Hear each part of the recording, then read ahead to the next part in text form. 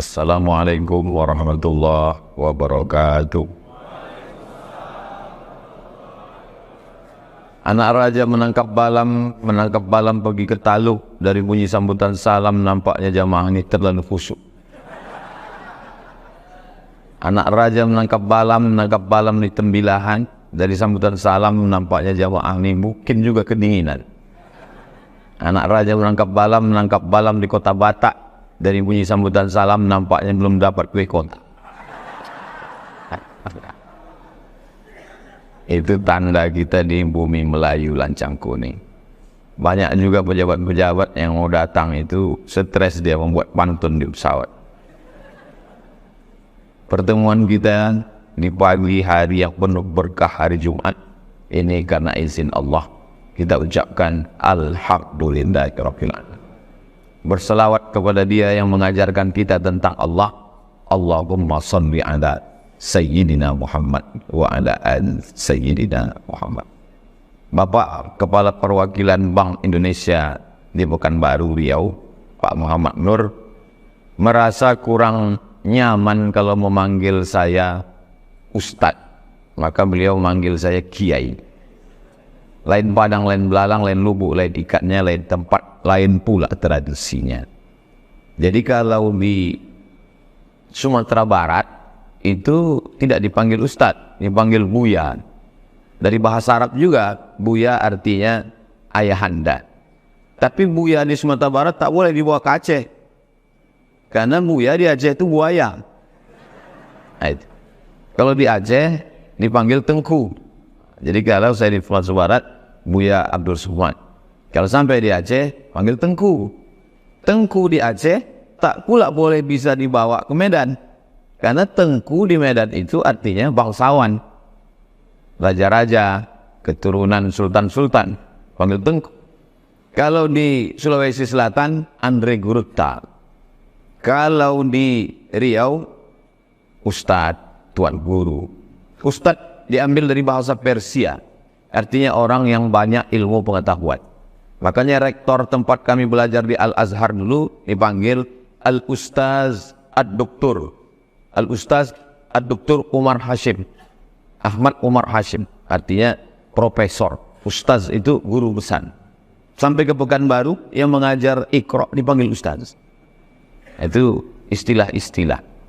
Lalu kemudian dulu orang Jawa sebelum Islam datang, semua benda-benda yang dikeramatkan itu dipanggil kiai.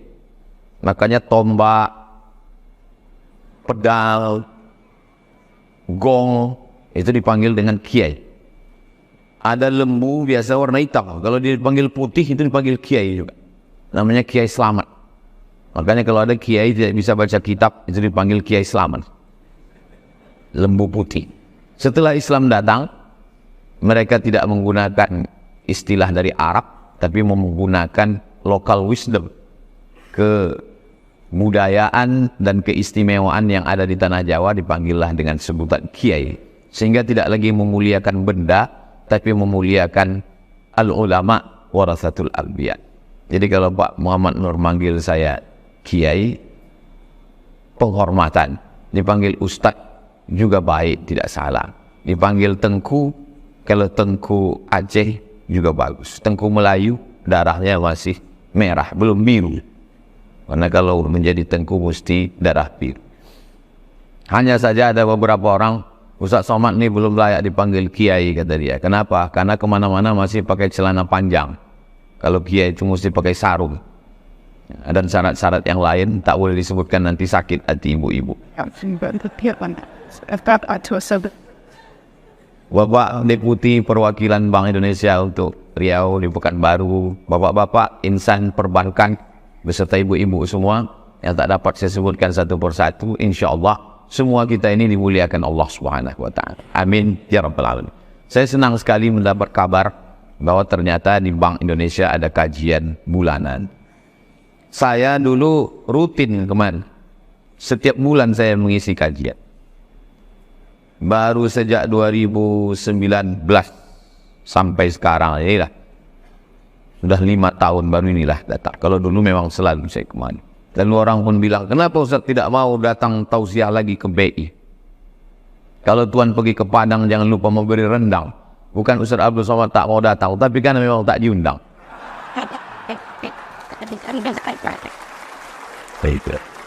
Susah kali lah mengundang Ustaz Somad ini, kata orang. Padahal saya sudah kasih waktunya ke Yayasan Tabung Wakaf Umat melalui Ustaz Al-Nob Dinar. 1 bulan itu 5 titik. Sebelum Jumat, khutbah Jumat, malam Sabtu, Sabtu subuh, dan Sabtu duha. Jadi memang saya kasih 5 titik untuk Yayasan Tabung Wakaf Umat. Silakan nomor kontak berikut ini sebelum pendaftaran tutup.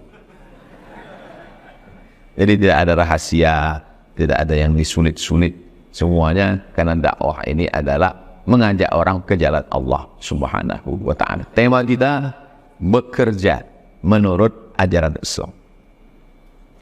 Jadi jangan bayangkan nabi-nabi itu hanya ibadah, tidak bekerja sama sekali. Nabi Idris, Adam Idris. Nabi Idris itu pekerjaannya menjahit. Sumbernya Ustaz, nama kitabnya Ad-Dasuki ala Ummil Barahid. Itu kitab tauhid yang dipakai di pondok sekolah tempat saya belajar di Al-Jamiatul Wasliyah Medan, Sumatera Utara. Jadi Nabi Idris itu menjahit. Waktu dia sedang menjahit, datanglah iblis membawa kulit telur ayam. Kata iblis, Idris, ya, sanggup tak Tuhan memasukkan dunia ke dalam cangkang telur ayam ini? Sebetulnya jawabannya mudah aja. Dunianya diperkecil, masuk ke telur ayam. Atau kulit telur ayamnya diperbesar, sehingga dunia muat. Kan mudah aja. Tapi karena yang nanya iblis, iblis itu kalau nanya, dia memang tidak perlu jawaban. Nabi Idris sedang menjahit. Idris, bisa tidak Tuhan memasukkan dunia ke dalam kulit telur ayam? Datang Nabi Idris, tusuknya mata iblis itu sebelah kiri. Tusuknya mata iblis itu pakai jarum. Itulah asal muasal iblis itu matanya buta sebelah. Jadi kita pun begitu. Kalau ada jamaah anak itu mau bertanya, memang nyari pengetahuan, kita jawab. Bukan berarti kita ada tanya jawab, ada. Dan saya tak pula mau bawa jarum ini sekarang. Jadi Nabi Idris itu menjahit. Adam, Idris, Nuh. Nabi Nuh alaihissalam hebat, membuat kapal. Membuat sampan, perahu, bahtera. Maka ketika dia membuat itu bukan sesuatu yang asing, karena memang dia bisa melakukan itu. Wa alanna lahul hadid. Ada nabi yang dilunakkan Allah, dia bisa memegang hadid, besi. Ada dalam satu surat namanya surat Al-Hadid, besi. Ada juga saya tengok lupa di jalan mana di Pekanbaru, Al-Hadid, bengkel. Cocok memang besi kan? Al-Hadid. Ada juga di satu jalan, lupa di jalan. Saya kalau lewat itu saya tengok rumah makan Abu Lahab. Rupanya ujungnya P bukan B. Abu Lahab. Oh, Lahab. Tidak salah. Entah masih ada atau tidak rumah makan. Bapak yang tugas di luar kota, kalau bukan baru ini banyak yang unik-unik. Tapi satu rumah makan yang Bapak jangan sampai makan di situ. Di samping Masjid Lamiro. Namanya rumah makan Mini Kaduo. Itu bahaya. Khawatirnya bisa sholat Jumat di telepon orang rumah. Abang di mana? Di Mini Kaduo.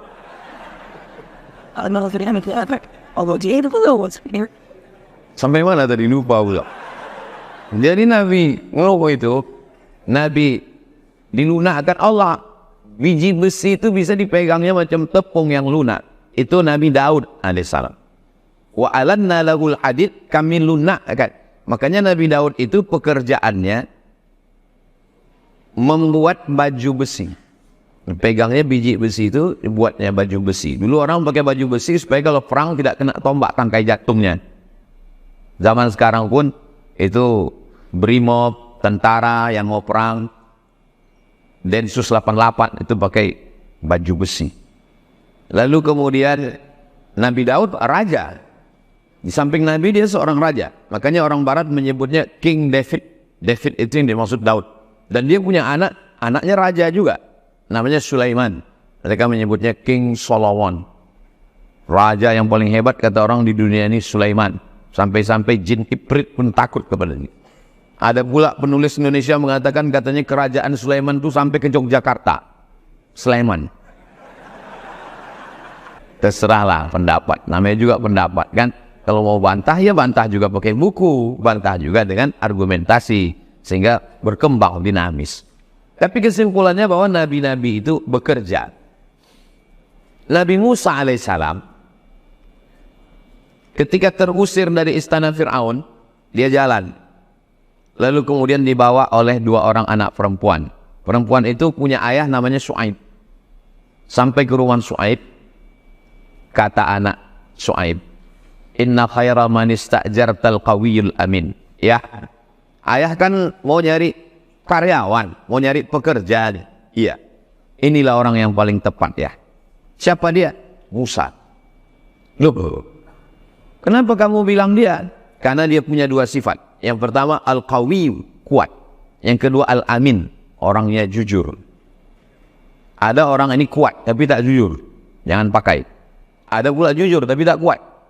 Yang lebih parah lagi, udahlah letoy, penipu. Yang paling bagus itu al-qawi, kuat dan amin, jujur. Lalu kemudian kata ayahnya, dari mana kau tahu Musa ini orangnya jujur? Berarti kau sudah lama kenal sama dia. Kata anak Syuaib, saya baru kenal tadi ya, baru sejam yang lalu.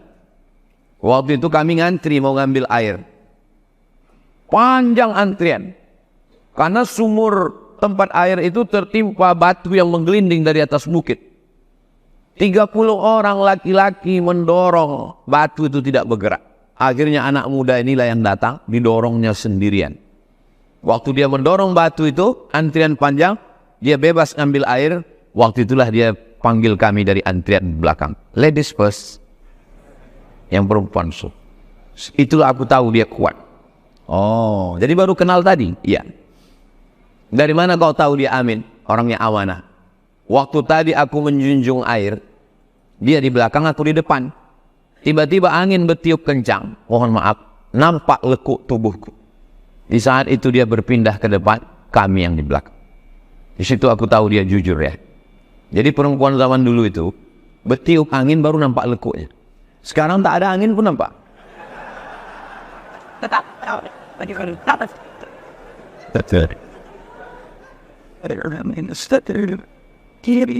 Kalau menanam pokok kaktus, jangan ditanam di tepi-tepi. Kalau menanam pokok kaktus jangan ditanam di tepi-tepi. Saya tahu si Ani kurang fokus karena saya tengok udah datang kok.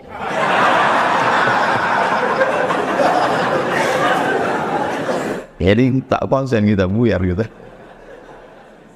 Jadi akhirnya diterimalah Musa sebagai karyawan Syuaib untuk mengembalakan kambing. Berapa lama dia mengembala kambing? 8 hijaj. 8 musim. 8 musim itu berarti 8 tahun. Karena satu musim itu 1 tahun. Di Arab itu ada 4 musim. Yang pertama, li'ilafi Quraisy ilafihim rihlatas syita was-shayb. Syita musim dingin, shayb musim panas, rabi musim bunga, kharif musim gugur. 4 musim. 1 tahun 1 musim. Jadi waktu di Mesir ditanya orang Arab itulah ke saya, Abdul Somad kata dia, ya di tempat kami ada 4 musim, syita, shayb, kharif, rabi. Tempat lain berapa musim? Oh, tempat kami banyak, saya bilang. Musim durian, musim rambutan, musim asap. Ada juga musim yang 5 tahun sekali. Nah inilah dia, tak lama lagi. Nah jadi mengembala kambing selama 8 tahun. Mahar menikah dengan anak Syuaib itu, maharnya dengan mengembalakan kambing 8 tahun.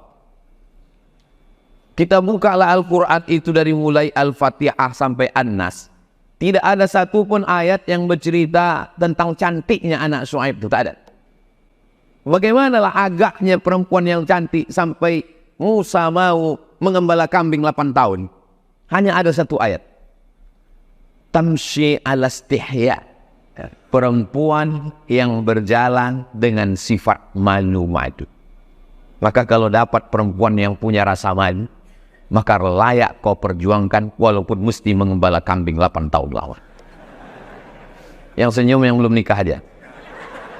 Yang udah apa boleh buat. Jadi ternyata sifat perempuan malu. Jadi Al-Quran itu kalau dibaca, dia seperti permata, kata Syekh Abdullah Darraz. Seperti intan.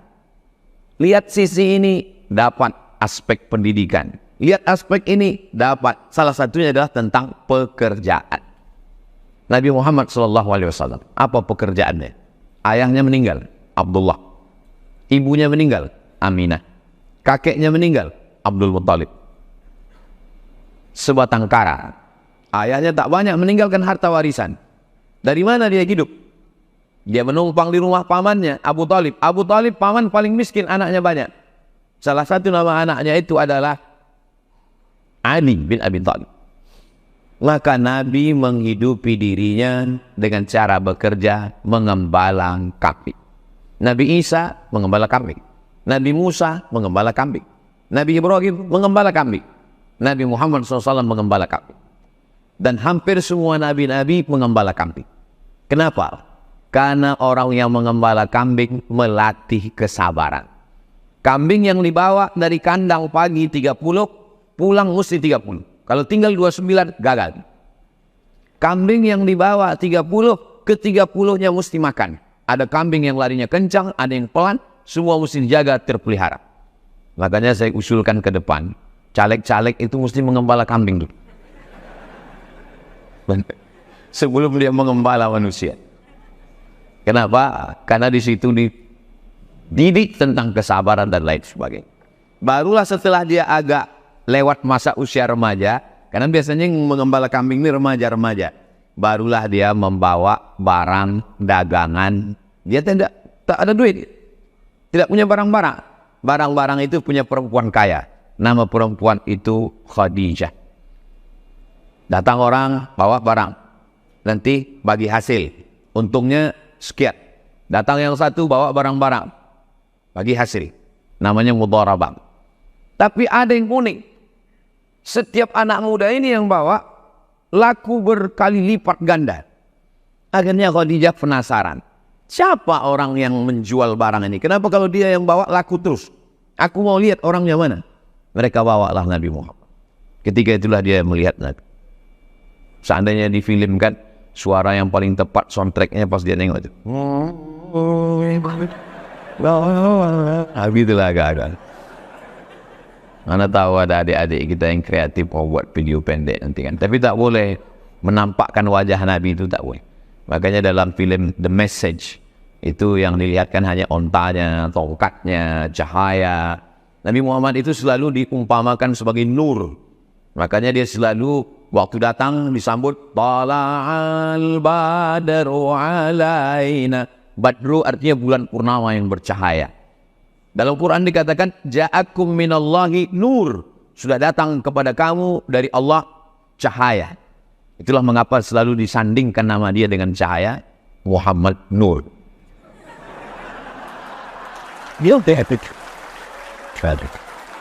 Itu bukan mengada-ngada, itu memang ada ayat. Ja'akum, sudah datang kepada kamu minallah, dari Allah Subhanahu wa taala, nur, cahaya. Karena dia dianggap menerangi alam semesta. Kita ini bisa melihat mana orang, mana tiang, mana dinding, itu bukan karena mata. Apakah kita melihat karena mata? Bukan. Kita melihat karena cahaya. Siapa di antara Bapak Ibu yang mengatakan kita melihat karena mata, nanti jam 12 malam datang kemari, minta sama abang security matikan semua lampu, buka biji mata. Tak nampak apa-apa. Itu menunjukkan bahwa kita melihat bukan karena mata, tapi karena kita melihat karena nur. Maka hati-hati mesti menjaga nur. Makanya dalam doa sholat tahajud kita minta isi. Allahumma ja'al fi qalbi nura, wa fi sam'i nura, wa fi basari nura. Jadikan dalam hatiku cahaya, telingaku cahaya, mataku cahaya, kananku cahaya, kiriku cahaya, depanku cahaya, belakang cahaya, atas cahaya, bawah cahaya. Maka ketika saya mengisi pengajian, mudah-mudahan Allah memberikan kita nur cahaya. Amin. Ada satu ibu-ibu nggak ada yang ucapkan amin. Pas ditanya kawannya, kok kenapa nggak bilang amin? Aku udah dapat gitu. Udah dapat. Dipindah. Semua udah dapat. Betul. Jadi Allah memberikan kita cahaya yang bisa membedakan kita mana gelap, mana terang, mana bengkok, mana lurus, mana putih, mana hitam.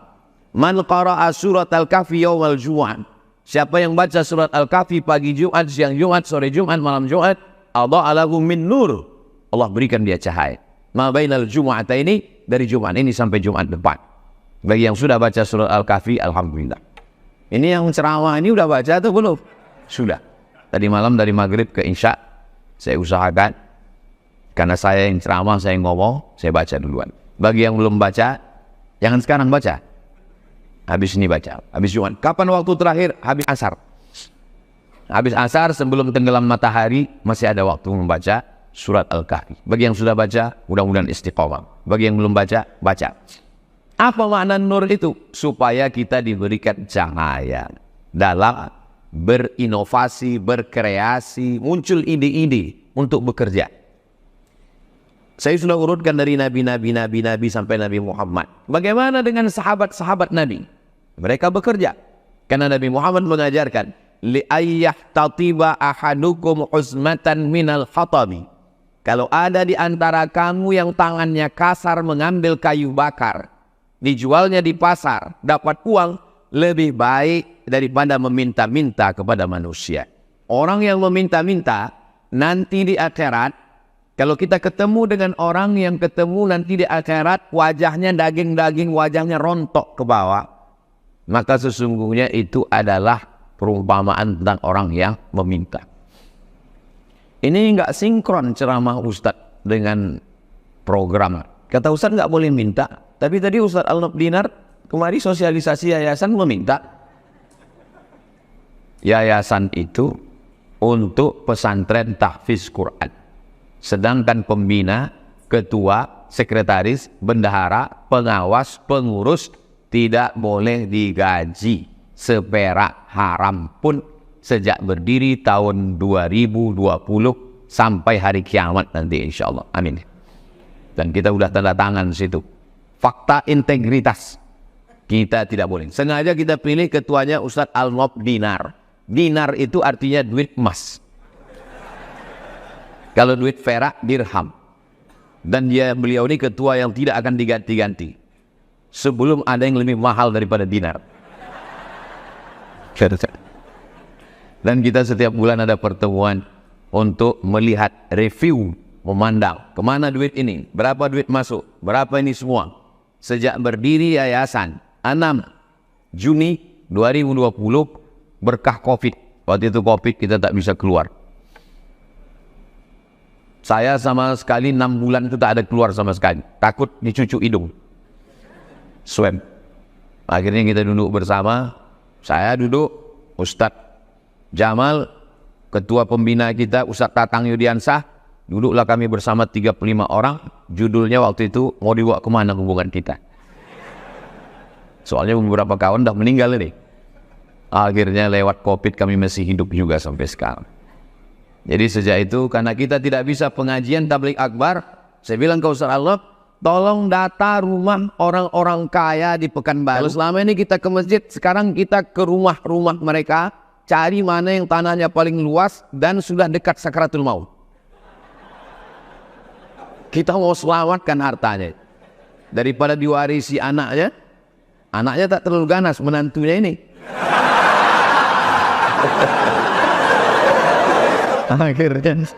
Akhirnya dapat kita lah beberapa tanah.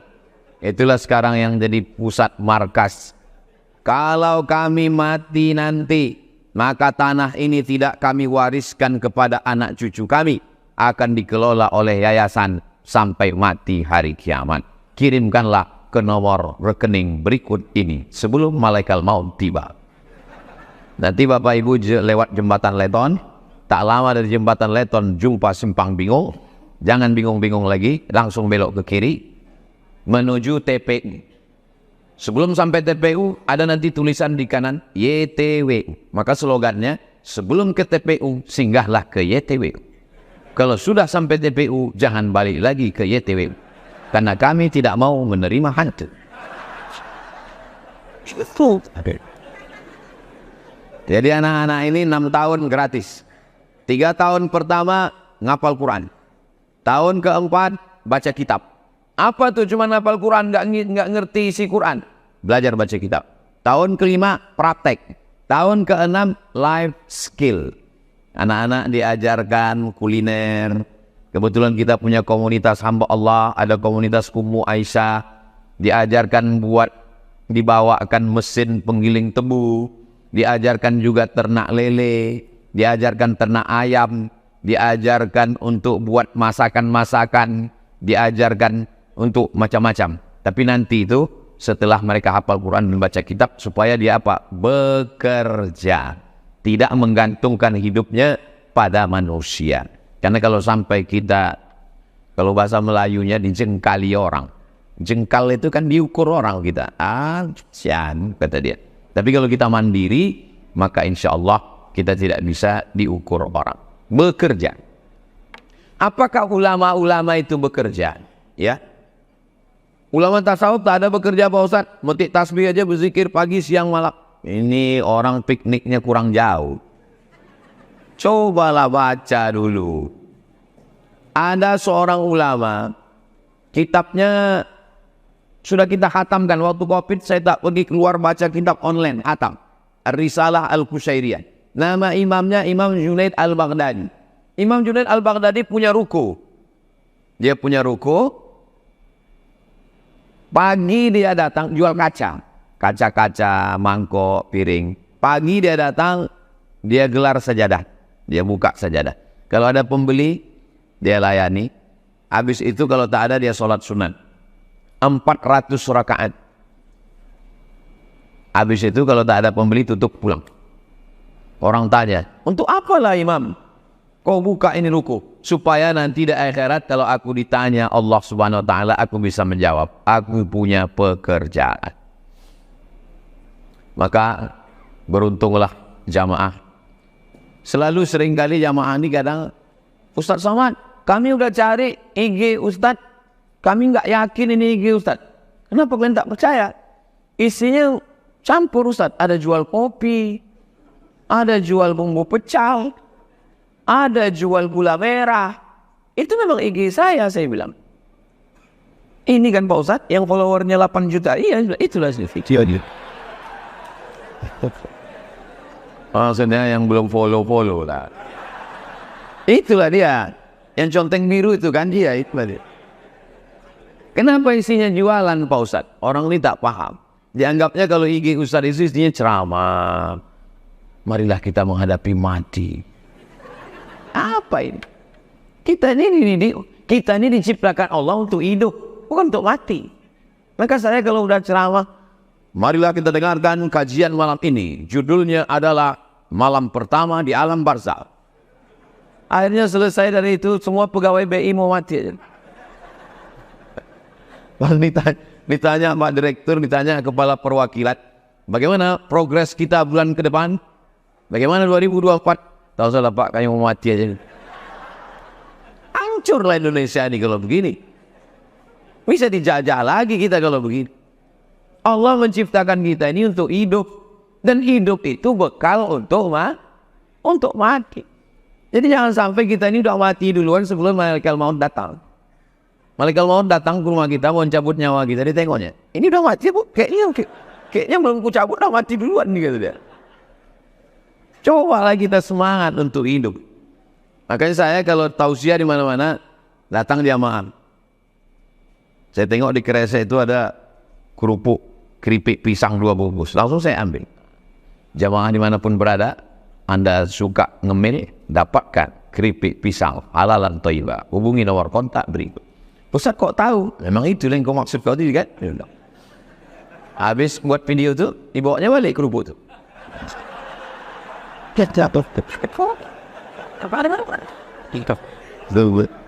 Tidak. Ini mau dibawa balik atau enggak untuk Pak Ustaz, kata dia. Apa maknanya? Yayasan Tabung Wakaf Umat kerjasama dengan salah satu jamaah kita untuk mengelola madu. Karena madu ini rupanya sindikat.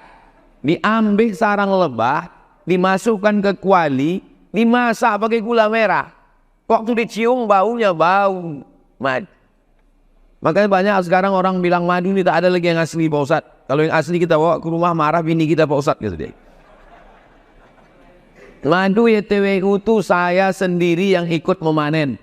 Dari sini ke Pelalawan, menyeberang sungai, masuk ke dalam. Kata panitia yang membawa saya, Ustadz Somad, ini saya belikan sepatu bot. Sepatu bot itu tingginya sebetis. Supaya nanti kaki Ustadz tak masuk lumpur, kata dia. Sampai ke dalam, rupanya sepinggang lumpurnya. Habis saya kena prank. Pergi kami lebih 40, hampir 30-40 orang. Yang sampai ke pohon tualang sarang lebah itu tinggal berapa orang Ustaz? 11 orang tinggal. Yang lain tuh berguguran. Tapi pas dipoto masuk semua orang. Sampai di situ udah basah semua. Seumur-umur baru itulah saya menengok orang minum air gambut yang hitam. Habis sudah air putih. Saking hausnya Ustaz Al-Nof diminumnya air gambut. Jadi Bapak Ibu kalau mau sehat minumlah air gambut. Ustaz Al-Nof cocok. Sehat walafiat. Jadi Yayasan Tabung Wakaf Umat tidak meminta-minta. Dia mengiklankan, menyelamatkan harta umat. Yang tanahnya mau selamat, yang mobilnya mau selamat. Alhamdulillah. Mobil ambulan dulu waktu meninggal almarhumah mak saya. Saya waktu itu di Pulau Madura. Di WA adik saya lah, mak meninggal. Saya bilang pesan dia dulu bawa ke kampung. Tak ada ambulan yang mau membawa dari Pekanbaru. Sakit kali hati saya. Maka sejak itu saya berazam, aku nanti mesti punya ambulan. Alhamdulillah YTWU dapat ambulan 1. Dan kemarin datang bapak jamaah ke rumah, Ustadz, aku mau ngasih ambulan ke Ustadz. Saya bilang di rumah ini tak ada yang ngurus, serahkan ke YTWU. Diserahkan ke YTWU. Ambulan 2, mobil Fortune 1, dan kemarin dapat mobil lagi 1. Mobil ambulan ini gratis. Syarat mau naik itu 2, mati sakit. Bapak Ibu kalau ada yang mau nanti.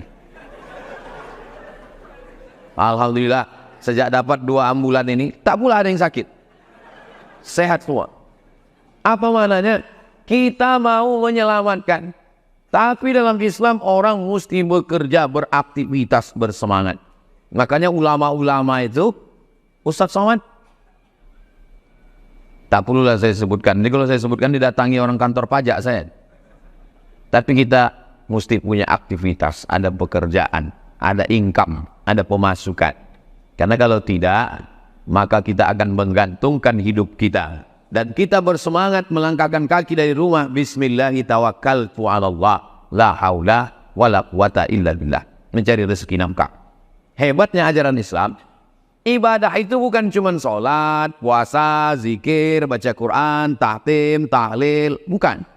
Masuk kantor dari jam 8 pagi sampai jam 4 sore bernilai ibadah.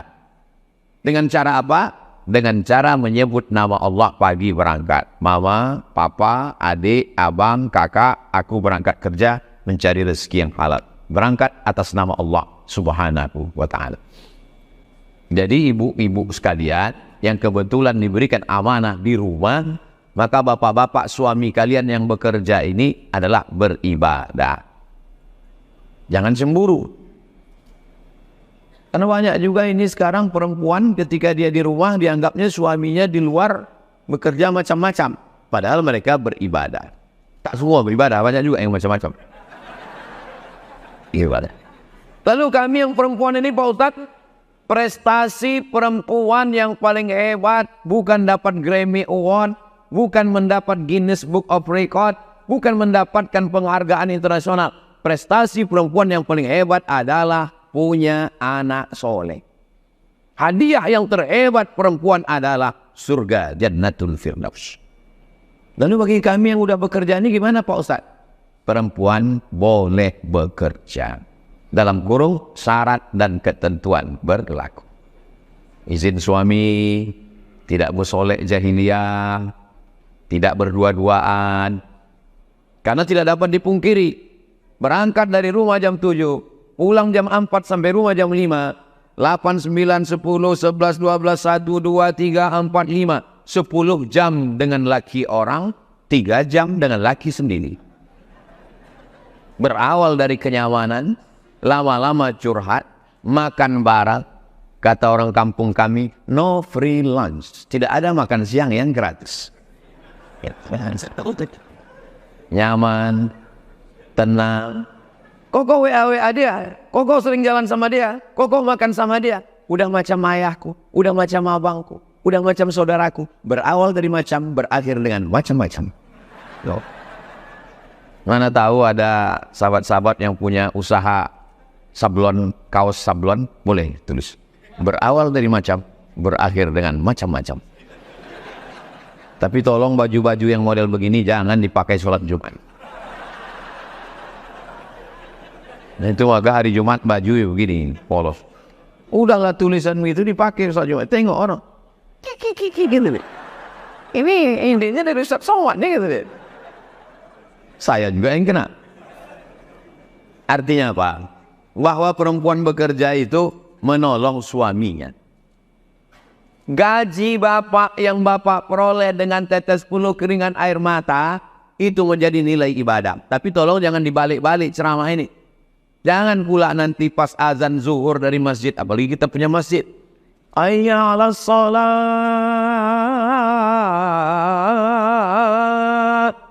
Tetap je nanti. Pas tanya kawan, kau tak ke masjid? Ibadah. Memang betul bekerja itu ibadah, tapi bukan ibadah mahdhah. Ibadah itu ada dua. Yang satu ibadah mahdhah, sholat, zakat, puasa, haji, umrah. Ada satu lagi dia tidak ibadah, tapi bernilai ibadah. Itulah dia bekerja. Kami Pak Ustaz, kami di rumah menjaga anak. Maaf beribu maaf. Hamil ibadah, punya anak ibadah. Makanya kalau ada tetangga kawan ibu rese, kau ini sikit-sikit hamil, sebenarnya ibadah.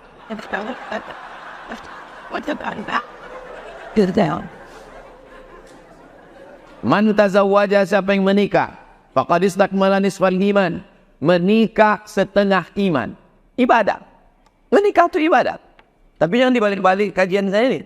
Ini banyak nih kadang jamaah nih. Jamaah nih sekarang, walaupun tidak kita tafsirkan, dia udah bisa menafsirkan sendiri. Na'udzubillah, na'udzubillah, na'udzubillah. Diam-diam dia nikah. Allah mau istrian.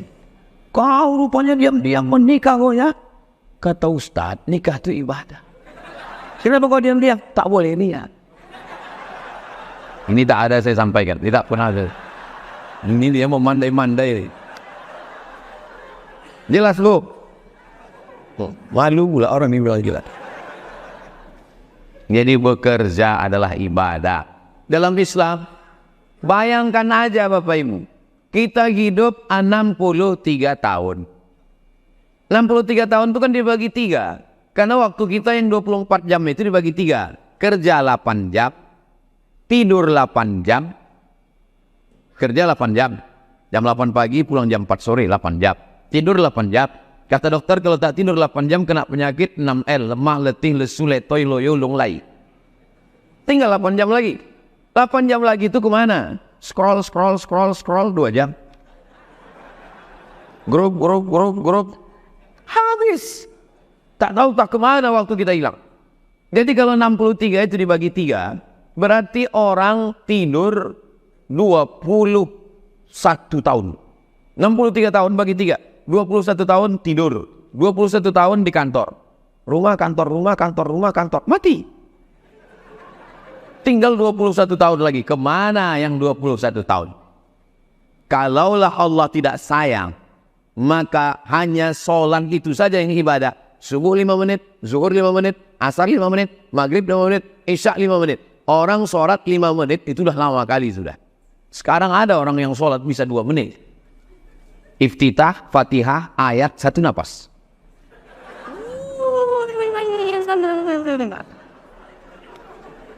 Ditanya sama bininya, sholat mazhab apa tuh bang? Valentino Rossi. Saya udah ukur, secepat-cepatnya sholat Itu 1 rakaat itu 1 menit. Allahu Akbar.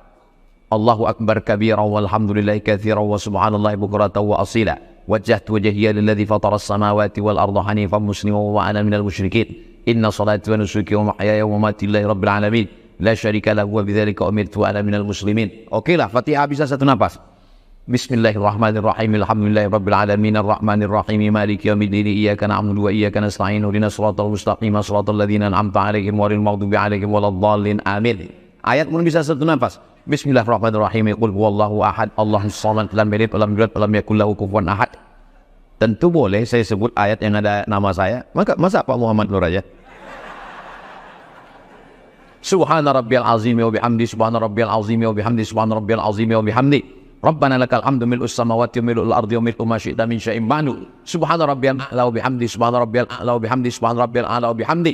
8 permohonan. Rabbi ighfirli warhamni wajburni warfa'ni warzuqni wahdini wa'afini wa'fu anni. 1 menit 1 rakaat. 4 rakaat 4 menit. Kalau ada ibu, suami ibu yang sholat 2 menit, macam mana dia membaca? Berarti dia tak membaca. Ada orang sholat yang tak membaca? Ada. Mulutnya dia baca Allahu Akbar.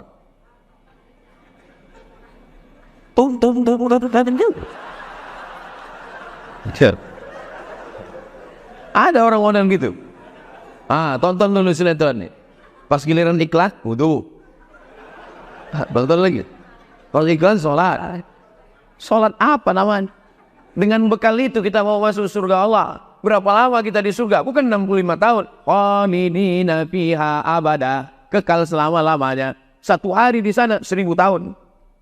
Macam mana kita menembusnya? Masya Allah, tabarakallah.